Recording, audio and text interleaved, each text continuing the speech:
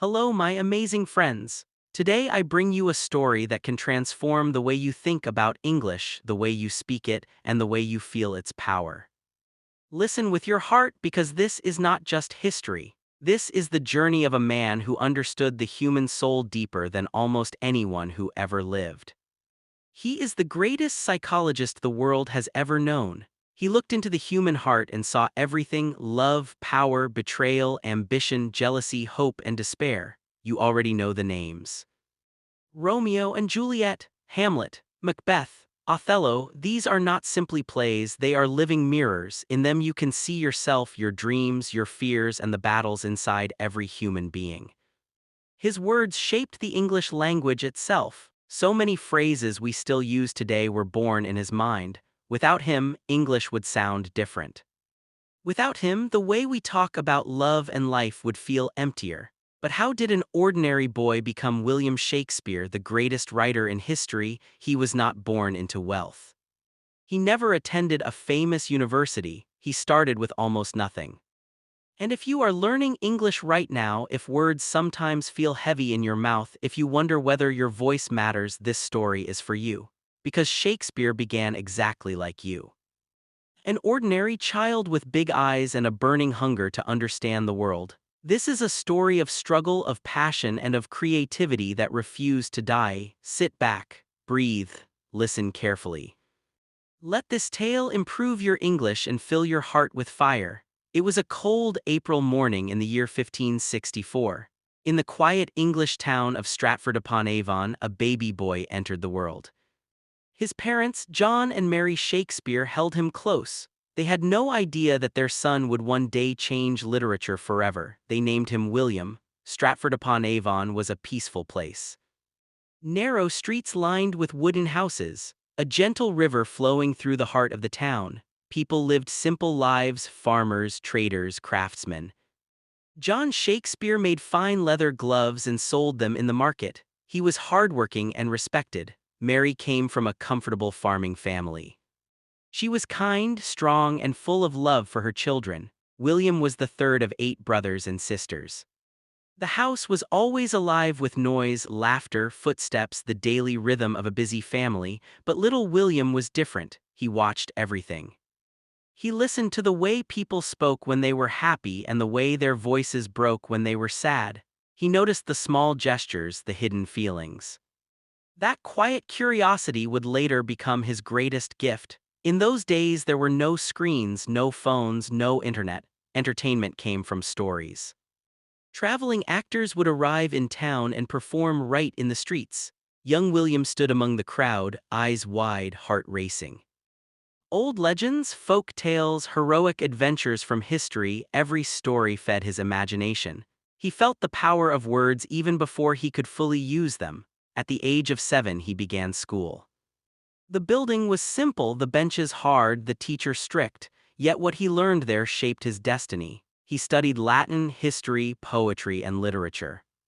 Latin was the language of scholars, and William became skilled at it. He read the great writers of ancient Rome and Greece: Ovid, Plutarch, Virgil. Their stories stayed inside him like seeds waiting to grow. William was not only a reader, he loved the natural world. He walked through green fields, watched the river move, listened to birds singing. He ran and played with friends like any other boy. But deep inside lived a hunger for words, for stories, for meaning. Then trouble arrived. His father's business began to fail. John had borrowed money and now the debts were growing. The family that once lived with some comfort suddenly faced hard days. There were moments when food was scarce. William saw the worry in his father's eyes and the quiet strength in his mother's voice. He felt the uncertainty of life. Instead of giving up, he watched even more closely. He learned that fortune can rise and fall, that happiness is never guaranteed. Those lessons would later pour into his plays. Even as a child, he played with language. He invented little poems and rhymes. He acted out roles for his friends, making them laugh or lean forward in excitement. No one in Stratford could have guessed that this boy would one day write the most famous plays on earth. For now, he was simply William, a boy with dreams that stretched far beyond the town.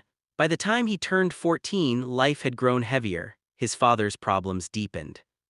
The family that had known respect now faced real struggle. William watched status and money disappear. He understood that nothing lasts forever. Yet the harder life became, the more thoughtful and creative he grew. Then, at 18, love found him. Her name was Anne Hathaway. She was beautiful, intelligent, and independent. She was also 26, 8 years older than William. In those strict times, such a match was unusual, but love does not ask permission. William's heart was completely hers. Soon an unexpected reality appeared. Anne was pregnant.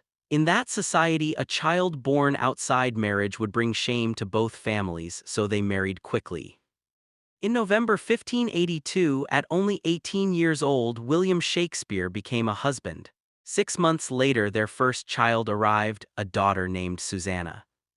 2 years after that, in 1585, Anne gave birth to twins, a boy named Hamnet and a girl named Judith. At 21, William was a father of three. He needed to support them. His father's business was still weak. William had no desire to make gloves. He owned no land, no title, no fortune. What he did have were words, stories, and a fire that would not go out. Then came the years historians still call the lost years, from 1585 to 1592. Almost no records remain. Some believe he worked as a schoolteacher or private tutor. Others think he joined a traveling theater company and learned the craft of acting. One story claims he got into trouble for hunting on a rich man's land and had to leave town. Whatever the truth, one fact is clear. When William reappeared in 1592, he was no longer a small-town boy. He was in London, ready to face the world. London in the late 1500s pulsed with energy. Actors, writers, and poets competed for attention. Shakespeare arrived with empty pockets and no powerful friends, but he carried talent, determination, and a passion that could not be stopped. He started as an actor in small groups. He studied how people moved, how their voices changed with emotion. Soon he began writing his own plays. At first they were light and entertaining. Later he discovered he could write stories that made audiences think, feel, and question life itself. By 1592, people in the theater world knew his name. Not everyone was kind. A famous playwright named Robert Greene mocked him in a letter, calling him an upstart crow, a nobody pretending to be great. Shakespeare did not collapse. He worked harder, he wrote more. He earned respect through sheer quality. Then disaster struck. In 1593, the plague swept through London. Theaters closed, work disappeared. Instead of despairing, Shakespeare turned to poetry. He wrote two long poems, Venus and Adonis and the Rape of Lucrece. They brought him money and fame. Even Queen Elizabeth I noticed his gift. When the theaters reopened in 1594, Shakespeare joined a respected acting company called the Lord Chamberlain's Men. He both wrote and performed. His plays explored every corner of the human heart: the passionate love and heartbreak of Romeo and Juliet, the dangerous ambition of Macbeth, the deep questions of Hamlet, the destructive jealousy of Othello. By the late 1590s, he was one of England's most celebrated playwrights. Still, he wanted more. In 1599, something remarkable happened. Shakespeare and his company built their own theater, the Globe. Picture a great circular building open to the sky, crowds of people streaming in, excited voices filling the air. On that stage, the greatest works of his life would come alive. Hamlet, with its meditation on revenge and fate. Macbeth, dark with ambition and guilt. Othello, tragic in its love and jealousy. Julius Caesar, full of political betrayal. These were not mere entertainments. They forced people to look at themselves. Success brought wealth. Shakespeare owned shares in the Globe. Every performance paid him. His published works sold widely. Royal favor came his way. He bought properties, including a fine house in Stratford called New Place. While many writers struggled, he lived in comfort. In 1603, Queen Elizabeth died. The new king, James I, loved theater. He invited Shakespeare's company to perform for him and gave them a royal title. They became the king's men, the official actors of the court. The glovemaker's son now stood among the most honored artists in England. Between 1603 and 1611, Shakespeare wrote some of his deepest work. King Lear, a heartbreaking story of a father's betrayal. Macbeth, still darker. The Tempest, a magical tale of forgiveness and new beginnings. His writing grew more emotional, more philosophical. He had known fame, fortune, loss, and the passage of time. His characters felt more real than ever. Around 1613, he made a surprising choice. He retired. After years in busy London, he longed for home, the quiet streets of Stratford, the green fields, the river, and above all his family. He returned to New Place. He walked in his gardens. He sat by the fire reading. He talked with his daughters Susanna and Judith about life and the future. Visitors still came from London seeking advice, but his heart was at peace. Even in retirement, his mind stayed full of stories. People said he would sit for hours, whispering lines of poetry to himself. In 1616, after a joyful evening with friends, Shakespeare fell ill. Within days, his strength faded. On April 23, 1616, at the age of 52, he took his last breath. The world lost a genius, but his words refused to die. Before the end, he wrote a short epitaph to protect his rest. Good friend, for Jesus' sake forbear to dig the dust enclosed here. Blessed be the man that spares these stones, and cursed be he that moves my bones. He was buried in Holy Trinity Church, the same church where he had been baptized as a baby.